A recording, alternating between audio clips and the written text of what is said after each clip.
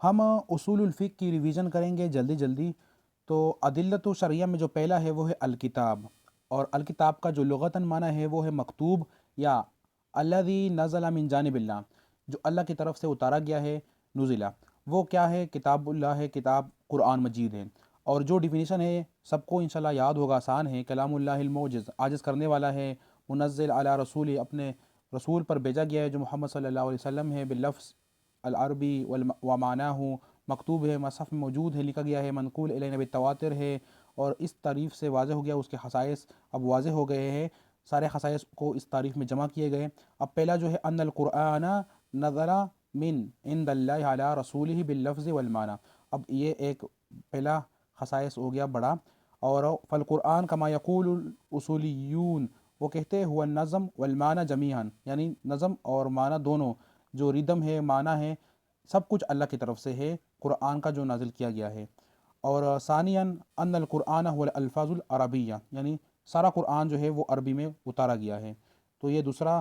خصائص میں سے ہو گیا۔ ثالثاً، تیسرا جو خصائص میں سے ہے ان القرآن هو المنقول الینا بالتواتر،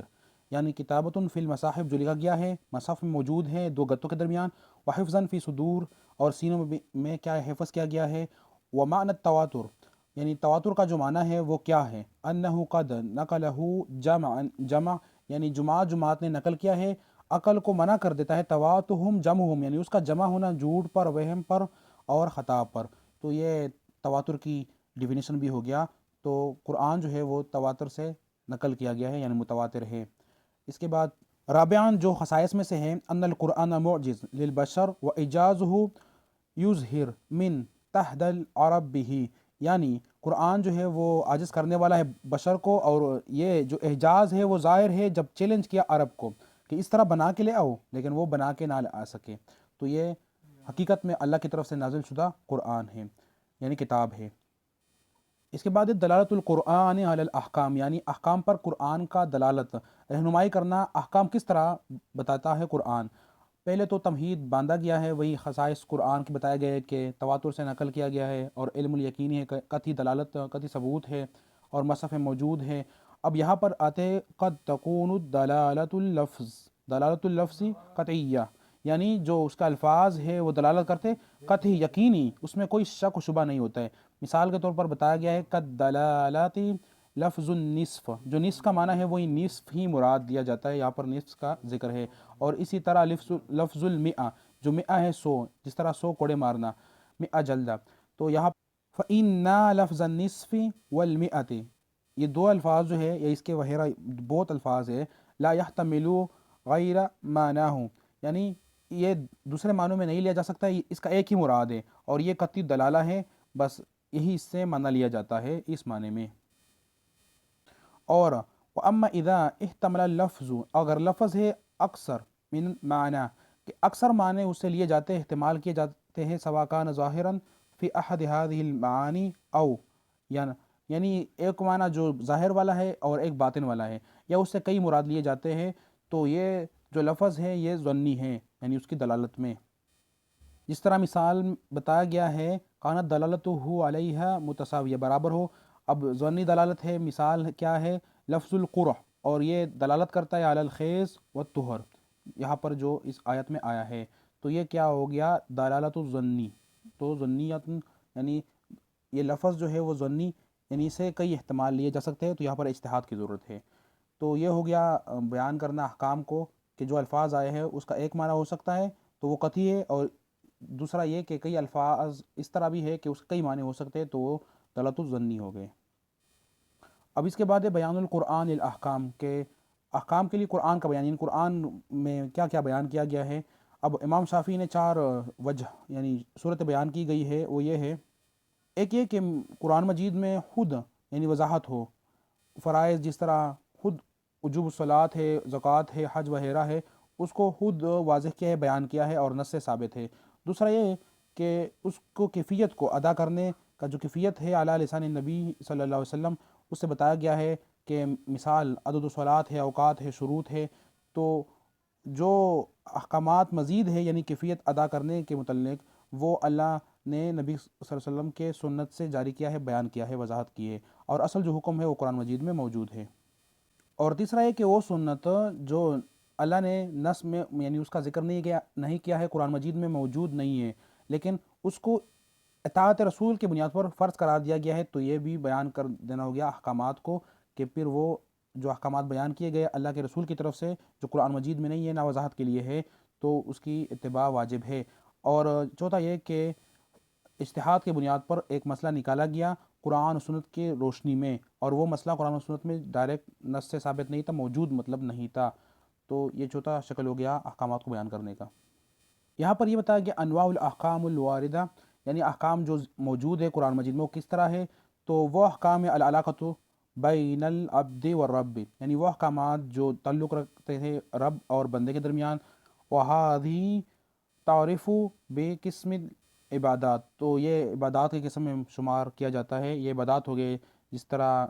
روزہ ہو گیا، نماز ہو گیا، حج وغیرہ معاملات ہو گئے،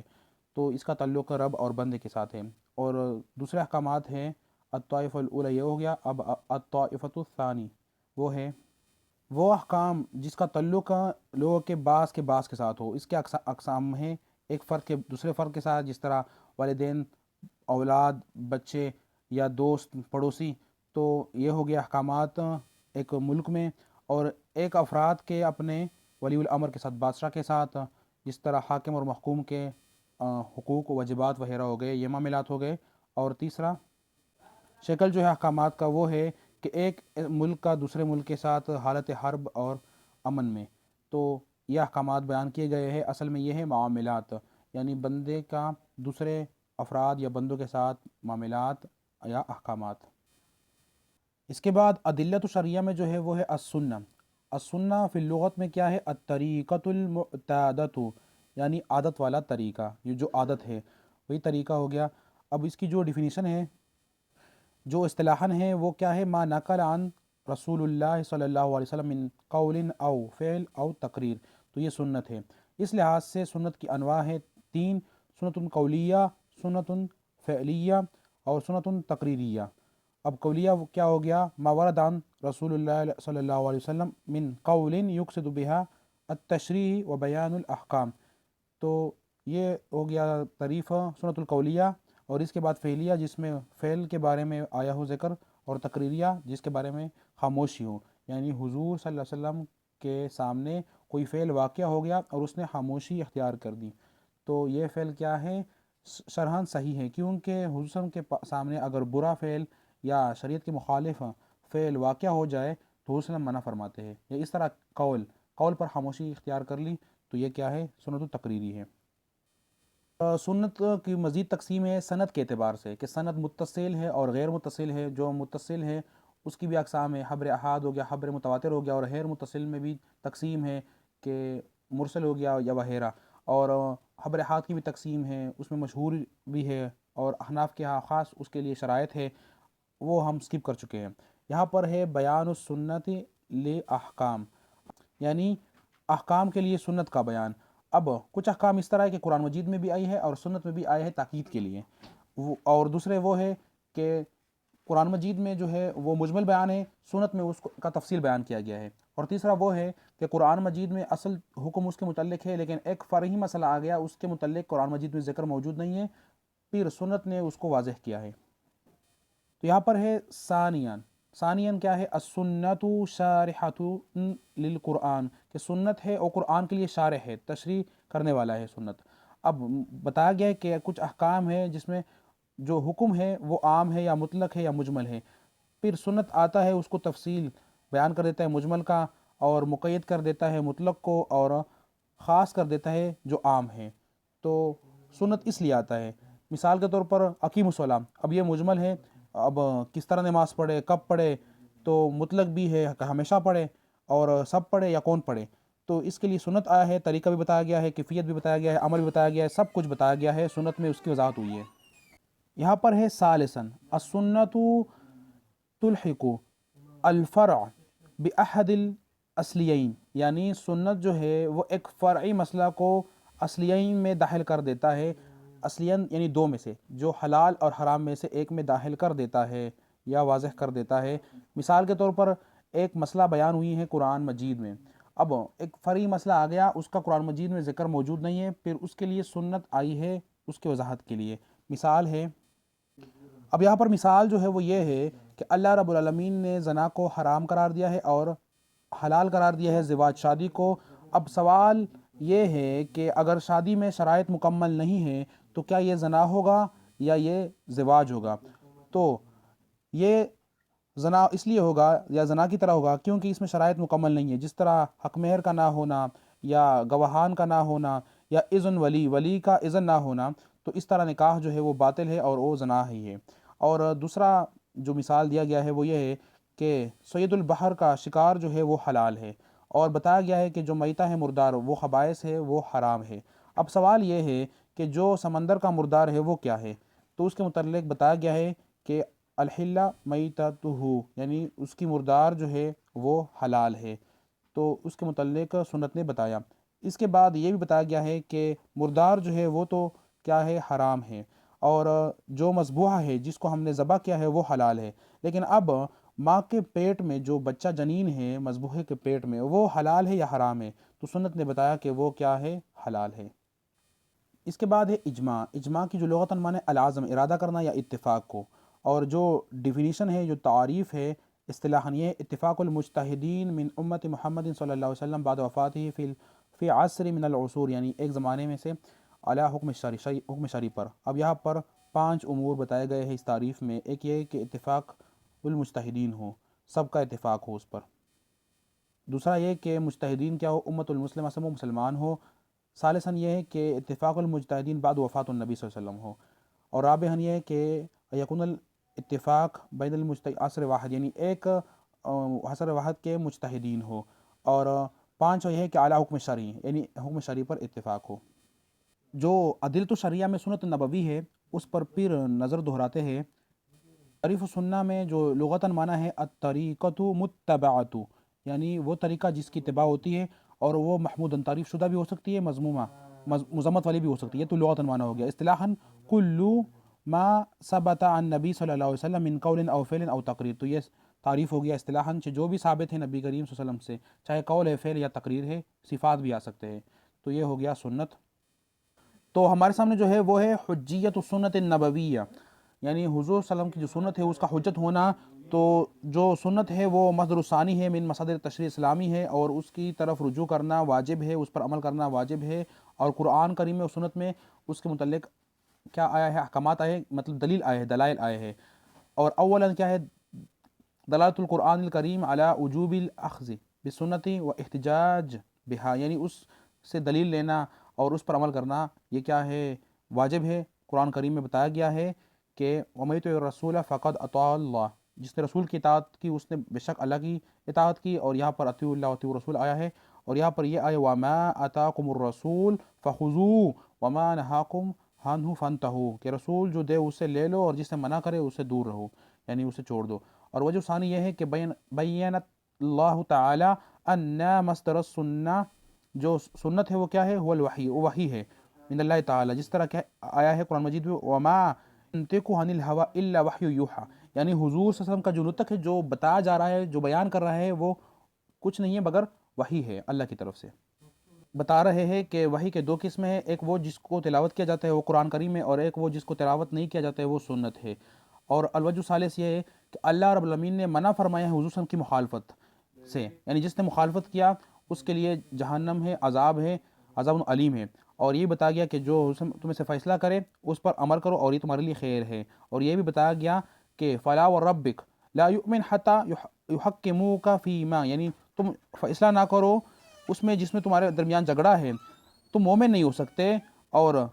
تم نہ پاؤ اپنے دلوں میں نفس میں حرجن، جس کا جو فیصلہ کیا ہے نبی نے اس کو مان لو، تسلیم کر لو۔ تو یہاں پر یہ بتایا گیا کہ نبی کے جو فیصلہ ہے اس کو مان لینا چاہیے، تسلیم کر دینا چاہیے، مخالفت نہیں کر دینا چاہیے، اور جس نے بھی مخالفت کی اس کے لیے عذاب عظیم ہے۔ اور جو دلالت سنت نبویہ علی وجوب الاخذ بالسنہ، کہ سنت پر عمل کرنا یہ بھی سنت نبویہ ثابت ہے، وہ یہ کہ حضور صلی اللہ علیہ وسلم 2 چیزیں چھوڑے ہیں، تو جس نے اس پر عمل کیا پکڑا وہ گمراہ نہیں ہوگا، کتاب اللہ و سنتی، اور کتاب اللہ ہے اور اس کی سنت ہے۔ تو سنت سے ثابت ہو گیا کہ سنت کے بارے میں تاکید آئی ہے کہ سنت پر عمل کر دینا چاہیے، اور جو پکڑے گا کتاب اللہ اور سنت کو وہ گمراہ نہیں ہوگا۔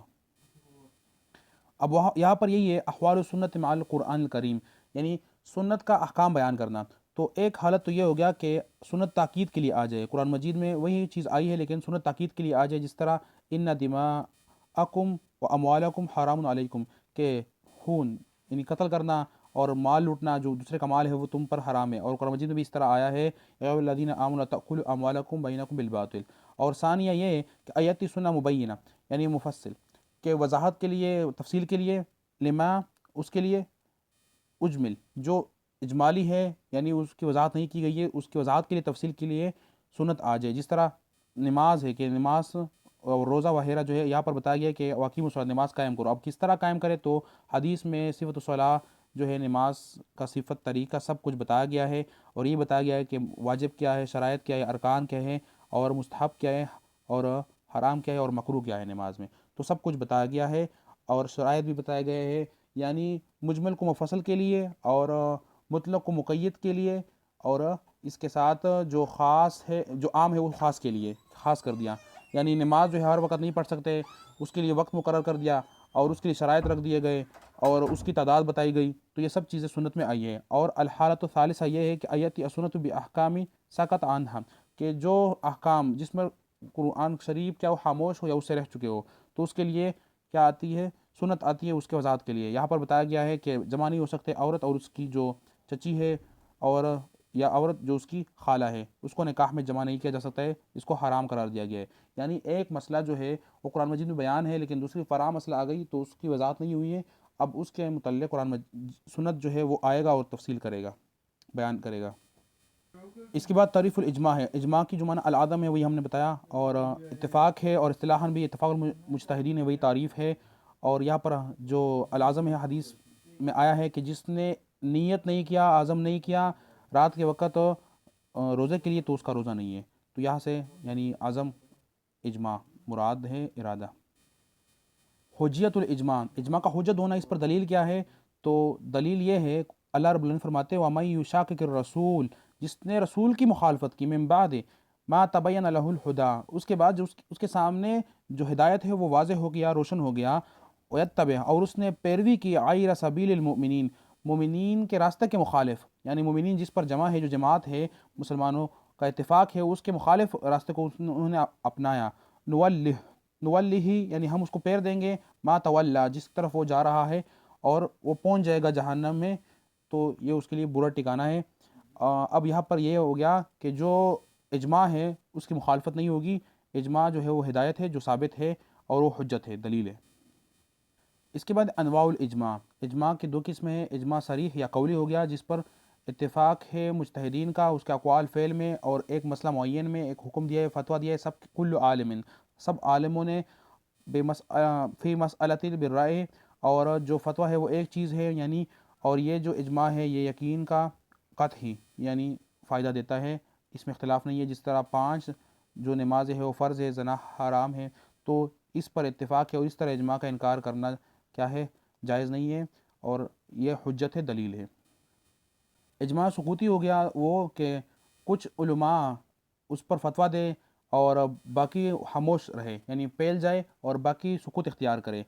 اور انکار نہ کرے۔ اب یہ جو ہے یفید ظن کا فائدہ دیتا ہے، یقین کا نہیں دیتا ہے، کیونکہ اس میں اختلاف ہے علماء کا، کچھ کہتے ہیں کہ جو سکوت ہے وہ اس لیے ہے کہ وہ خلاف ہے یعنی اس کے، اور دوسرے کہتے ہیں کہ نہیں یہ اس کی رضا ہے، رضامندی ہے، اس لیے وہ خاموش ہے، تو یہ ہو گیا اجماع ظنی، اور جو سکوتی کہتے ہیں یہ ظنی ہے، یعنی یفید ظن کا فائدہ دیتا ہے۔ اور یہ ہو گیا اجماع کے انواع۔ اب مثالیں تو بہت ہے کہ نماز جو 5 ہے وہ فرض ہے، دوسرا مثال یہ دیا گیا ہے کہ صبح فجر کے جو 2 رکعات ہے نماز وہ سفر اور حضر میں کیا ہے وہی برقرار ہے، اور قرآن مجید جو جمع شدہ ہے مصحف میں موجود ہے اس پر اجماع ہے کہ یہ کیا کتاب اللہ ہے۔ یہ ہو گیا اجماع کے متعلق مثالوں کے ساتھ، اور ہم شرائط بھی پڑھ چکے ہیں، نظر ثانی بھی ہو گئی۔